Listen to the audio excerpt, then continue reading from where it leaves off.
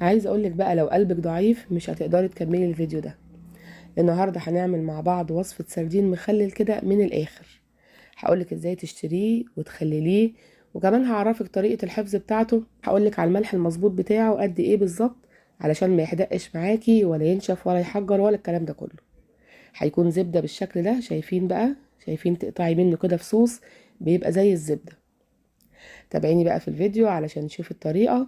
يلا كده بسرعة اشتركي في القناة ولايك وشير لو عجبك الفيديو. انا معايا هنا حوالي 2 كيلو من السردين. انا بصراحة رحت السوق لقيت السردين ده ما ترددتش ابدا، قلت لازم اجيبه واخلله. وعلشان مميزة شوية في الحاجات الحادقة اللي هي السردين والفسيخ والبسارية، بشهادة كل اللي حواليا قلت لازم اعمله معاكم.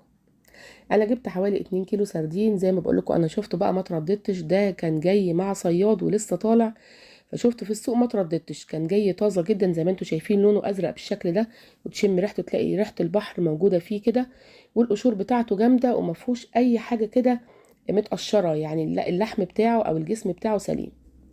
انا مش عايزه اغسله لان هو نضيف جدا، بقول لكم لسه طالع من البحر. انا جبت منديل مطبخ كده وابتدات ان انا امسحه بالشكل ده. مش عايزه اغسله ومش عايزه احط عليه ميه خالص، لان انتي لو غسلتيه انتي ممكن تغسليه مفيش مشكله، بس لو حطيتي عليه ميه وخليتيه بالميه بتاعته هتلاقي ريحته وحشه جدا، مش هتتقبليه. هو مش هيبوظ ولا حاجه، بس الريحه بتاعته هتبقى مش كويسه. انا بجيب منديل وبمسحه من بره كويس جدا. ما رضيتش اغسله زي ما قلت لكم عشان متاكده من نظافته. ممكن تغسليه بس تسيبيه ينشف بقى كويس جدا، ولما تغسليه ما تحطوش تحت الميه، ده واحده واحده كده، تحطي طبق فيه ميه وتغسليه غسله بسرعه كده واحده واحده، لان السردين ما بيستحملش. شايفين بقى؟ انا عايزه اقول لكم لونه فضي جدا، ده دليل على ان هو يعني طازه قوي ولسه طالع من البحر. جبت كده مصفى وحطيت فيها السردين كده واقف على راسه، لو في اي نقطه دم او اي ميه او اي حاجه بتنزل، يعني حوالي نص ساعه، ساعه الا ربع، مش اكتر من كده. الخطوه دي بقى اتمسحت خالص. انا بعد ما طلعت السردين من المصفى حطيته كده على صينيه كبيره وسبته كده قدام مروحه حوالي نص ساعه كده عشان ينشف خالص، ما يبقاش فيه اي ميه. انا بحط ايدي عليه، ايديا ناشفه ما فيهاش سوائل خالص. ودلوقتي هو جاهز معايا للتخليل. انا عشان عامله 2 كيلو هحط حوالي 6 معالق من الملح الخشن. خلي بالك الملح الخشن في التخليل ده مهم جدا، ما تستخدميش الملح الناعم. انا حطيت 3 معالق من الملح الخشن علشان انا عايزه اعمله عادب. لو عايزاه مظبوط يعني يبقى اعلى شويه من العادب يبقى هتحطي 4 معالق.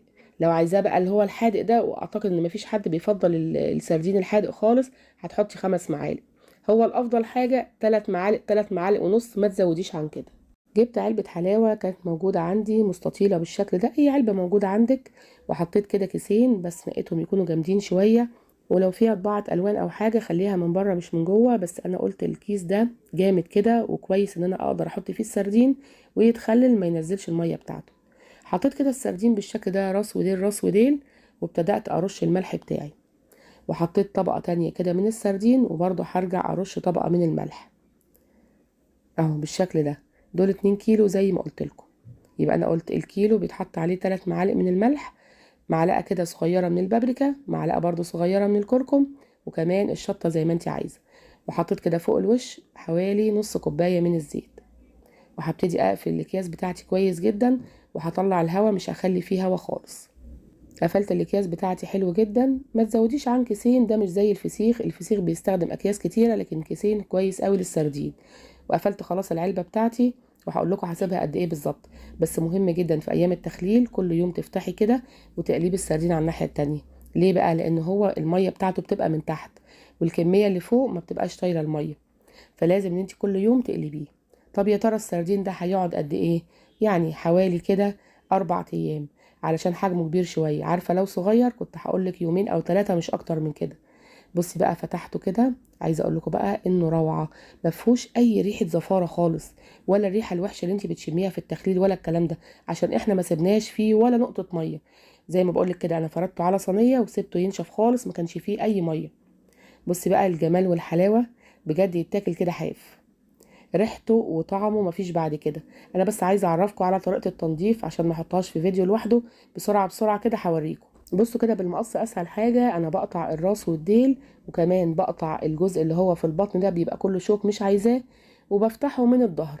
طيب السردين ده بيبقى عليه قشر كده كتير، هل انا هقعد بالسكينه اشيل القشر؟ لا، هيتجرح معاكي وهيبقى مش حلو خالص. فانا بشيل الجلده بتاعته وبتطلع بالقشر وخلاص كده هو بيبقى اتنضف معايا.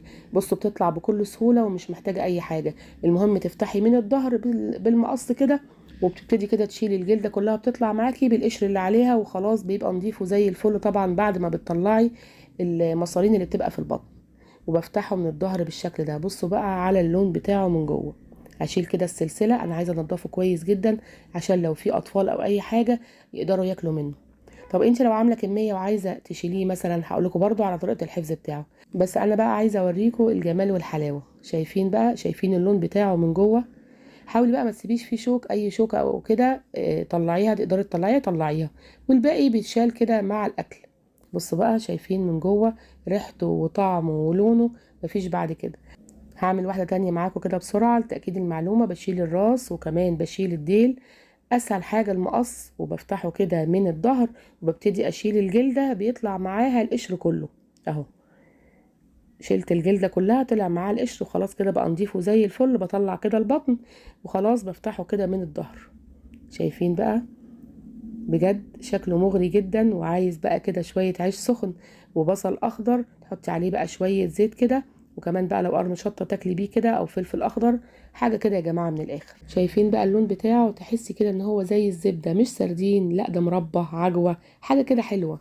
بصوا بقى انا عايزة اطلع لكم كده فص كده من جوه عشان تشوفوا ان هو بيطلع فصوص فصوص. شايفين بقى الجمال والحلاوة واللون بتاعه يا جماعة بجد كهرمان. شايفين بيطلع ازاي؟ تاخديها بقى تحطيها دي على بقك، طعمها تحفة. شايفة الجمال والحلاوة زي الزبدة اهو. بصي تقدري تطلعي منه فصوص فصوص كده، وما تقلقيش على الولاد خالص طالما شايله الشوك ومنضفاه بنفس الطريقه اللي انا قلتلك عليها، مفيش اي مشكله. انا بقى عايزه اقول لكم طريقه الحفظ بتاعته. انا بنضف بقى كل الكميه اللي عندي، سواء جايبه كيلو 2 5 اقل اكتر، يعني براحتك خالص. بنضفها كويس جدا زي ما وريتكم كده، وبحطها في برطمان ازاز وبحط عليه زيت والليمون، بيبقى وقت الاكل، وبتحطيه في التلاجة. بيقعد معاكي شهر واتنين كمان في التلاجة، لكن لو زودتي عن كده يا ريت تحطيه في الفريزر وهيطلع معاكي برضو زي الفل. وخلي بالكوا ان دي طريقة السردين الكبير والصغير، يعني انت لو جايبة سردين اصغر من كده هتخليه برضو بنفس الطريقة. انا بتمنى يكون وصفتنا النهاردة عجبتكم، ولو عجبتكم بقى ما تنسونيش في اللايك والشير والسبسكرايب للقناة. يلا باي باي، سلام.